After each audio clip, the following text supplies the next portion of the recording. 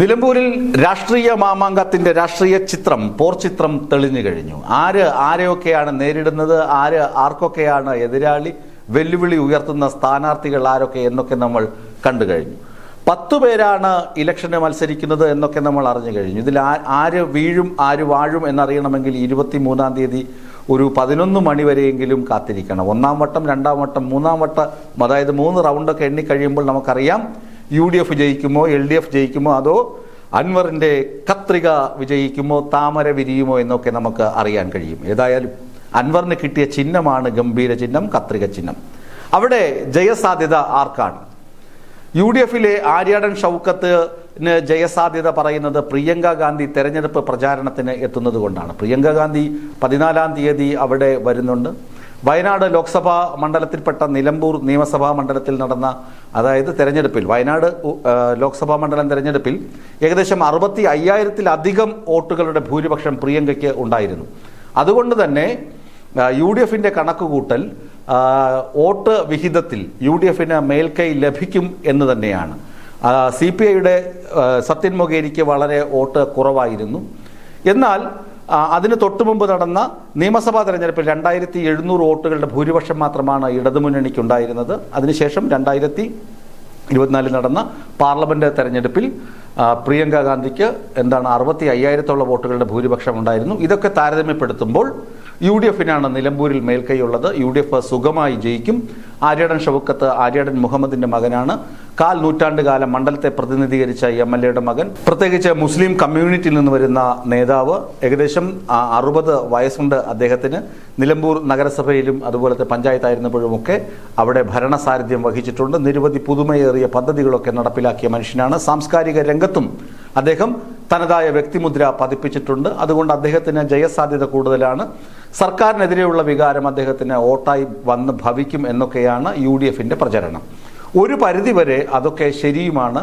ജയസാധ്യത ഇല്ലാത്ത നേതാവൊന്നുമല്ല ആര്യാടൻ ഷൗക്കത്ത്. എന്നാൽ കഷ്ടകാലം എന്ന് പറയട്ടെ, VD സതീശൻ എന്ന ഒരു കൊള്ളി അവിടെ ഇരിപ്പുണ്ട്. VD സതീശൻ്റെ മെനകെട്ട വാക്കുകളും ചില പ്രവൃത്തി ദോഷങ്ങളും കൊണ്ട് ആര്യാടൻ ഷൗക്കത്തിൻ്റെ വിജയസാധ്യത അപ്പോൾ അത്ര ശുഭകരമല്ലെന്നാണ് നിലമ്പൂരിൽ നിന്ന് എൻ്റെ സ്നേഹിതരായിട്ടുള്ള ചില സാധാരണക്കാരും അവിടെയുള്ള അടിസ്ഥാന വർഗ്ഗക്കാരും പറയുന്നത്. അവർക്ക് പ്രത്യേകിച്ച് ജാതിയും മതവും രാഷ്ട്രീയമോ അങ്ങനെ നോക്കാത്ത നിഷ്പക്ഷരായി നിൽക്കുന്ന ചില ആളുകളും ചില മാധ്യമ പ്രവർത്തകരും പോലീസുകാരും അങ്ങനെ വർഷങ്ങളായി ബന്ധമുള്ള ആളുകൾ പറയുന്നത് ഇവിടെ ആര്യാടൻ ഷൗക്കത്തിന് ജയസാധ്യത ഉണ്ടായിരുന്നു. പക്ഷേ UDF കൊളം കോരി കളഞ്ഞു. പ്രത്യേകിച്ച് VD സതീശൻ്റെ ചില വാക്കുകളൊക്കെ വല്ലാതെ നശിപ്പിച്ച് കളഞ്ഞു. മണ്ഡലത്തിലെ വോട്ടർമാരുടെ മനസ്സിനെ ആകെ വഷളാക്കി. പിന്നെ പ്രിയങ്ക ഗാന്ധി വരുന്നത് കൊണ്ടൊരു കോളിളക്കവും ഇളക്കവുമൊക്കെ സൃഷ്ടിക്കാൻ കഴിയും മണ്ഡലത്തിൽ. പക്ഷേ പ്രിയങ്ക ഗാന്ധി വന്ന് പ്രചരണം നയിച്ചാലും മണ്ഡലത്തിലെ എല്ലാ ആവശ്യങ്ങൾക്കും അവരെ കിട്ടില്ല എന്ന് എല്ലാവർക്കും അറിയാം.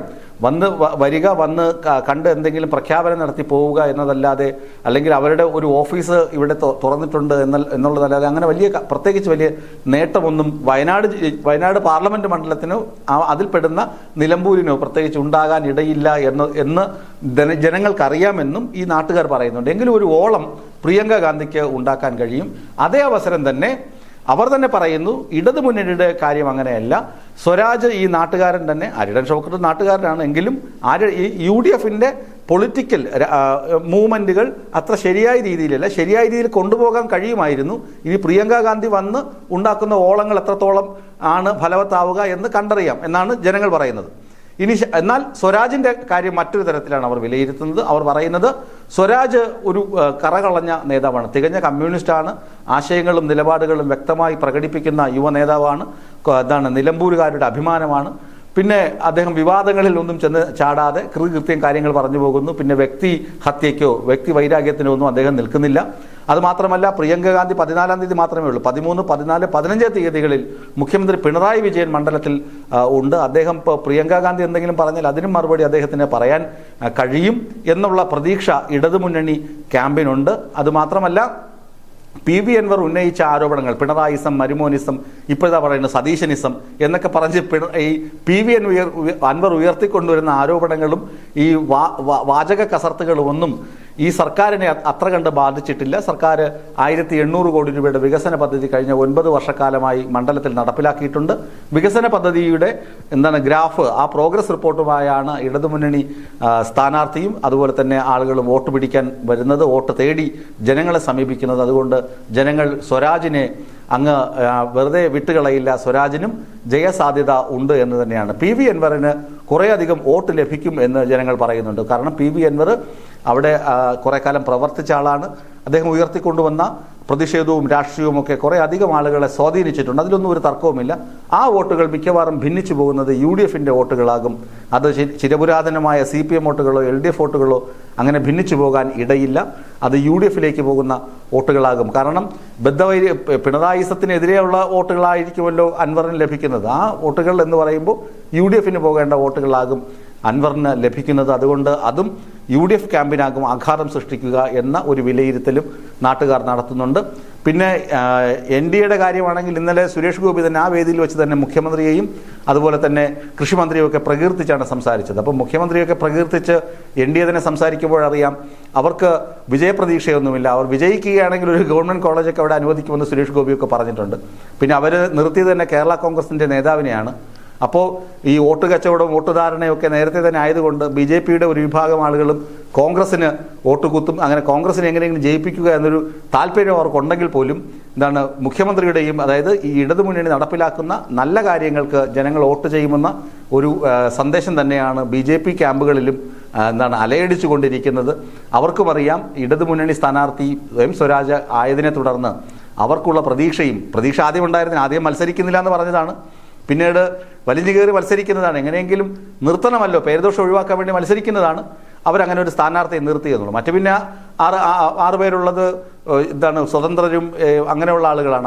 അവരെക്കുറിച്ച് നമ്മൾ ഡീറ്റെയിൽ ആയിട്ട് പോകേണ്ടതില്ല. അവരും 10,000 താഴെയൊക്കെ ഉള്ള വോട്ടുകൾ അവരും പിടിച്ച് പോകും. നോട്ടയും കുറച്ച് വോട്ട് പിടിക്കും. ഇതാണ് അവിടെ ഒരു പൊതു സ്ഥിതി. പിന്നെ വിവാദങ്ങളുടെ കാര്യം എടുക്കുകയാണെങ്കിൽ KC വേണുഗോപാൽ പറഞ്ഞല്ലോ, ഈ കൈക്കൂലിയാണ് ഈ ക്ഷേമ പെൻഷൻ എന്നൊക്കെ പറഞ്ഞതൊക്കെ ഭയങ്കര അധിക്ഷേപകരമായി പോയി. കാരണം ക്ഷേമ പെൻഷൻ എന്ന് പറഞ്ഞാൽ കുടിശ്ശിക വരുത്തിയിട്ട് ഇപ്പോൾ ഇലക്ഷൻ പ്രഖ്യാപിക്കുമെന്ന് കരുതിയിട്ടല്ല ക്ഷേമ പെൻഷൻ പ്രഖ്യാപിക്കുന്നത്. അതിനൊക്കെ ശേഷമാണ് ഇലക്ഷനൊക്കെ പ്രഖ്യാപിച്ചത്. അപ്പോൾ ക്ഷേമ പെൻഷൻ കൈക്കൂലി പണമാണെന്നൊക്കെ പറഞ്ഞത് അവിടുത്തെ നാട്ടിലെ സാധാരണ വോട്ടർമാരെയൊക്കെ UDFനെതിരെ വോട്ട് ചെയ്യണമെന്നൊരു വികാരത്തിലേക്ക് കൊണ്ടെത്തിച്ചിട്ടുണ്ട്. അതൊക്കെ തന്നെ ആര്യടൻ ഷൗക്കത്തിന് വിനയായി വരും. തീർച്ചയായും അവിടെ വിജയിക്കുന്നത് ഇടതുമുന്നണി സ്ഥാനാർത്ഥിയാകും എന്ന് തന്നെയാണ് അവിടുത്തെ ജനങ്ങളുടെ പൾസ് മനസ്സിലാക്കുമ്പോൾ എനിക്ക് പറയാൻ കഴിയുന്നത്. സ്വരാജിന് തന്നെയാകും നിലമ്പൂർ ഇത്തവണ വിധി എഴുതുന്നത്.